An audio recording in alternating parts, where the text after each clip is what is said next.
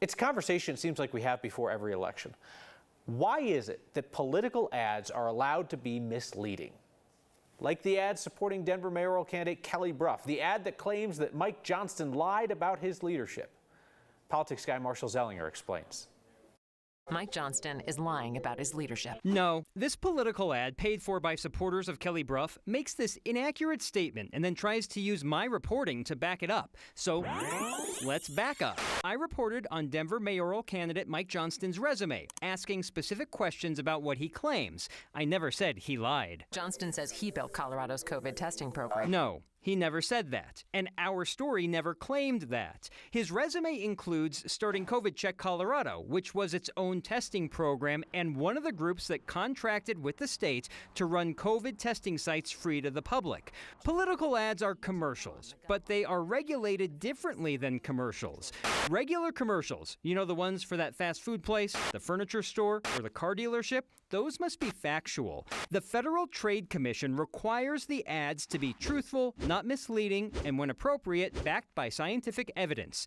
The FTC can go to court to stop untruthful commercials, even freeze the assets of the company and get compensation for victims.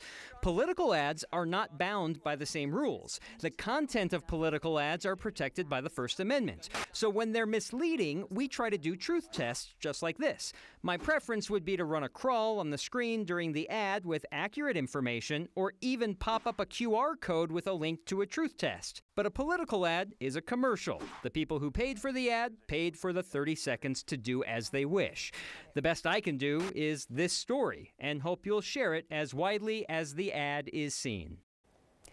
Ads by candidates themselves have a lot of freedom to say what they want. That ad in what I just covered was from a political action committee. It was not bought by Kelly Brough herself. And because of that, the station, our bosses, have some leeway. Like when 9 News last week asked the makers of that ad to remove a 9 News logo that was added where it was not originally. Kyle.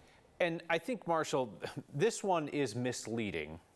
It is not up there in the ranks of stuff we've seen, like a few years ago when Walker Stapleton's campaign for governor fabricated a 9 News headline, like wrote a headline that was not actually from 9 News, put our logo on it, and put that on TV. And I think that a lot of times the campaigns or these outside groups figure, even if they fact check it, we'll just drown it in repetition. We'll just run it so many times people will think it's true. And that's why I think I'm onto something with the crawl on the bottom of the screen or the QR code that gives people more information at the same time that they're getting the bad information. Like the way you think. Thank you, Marshall.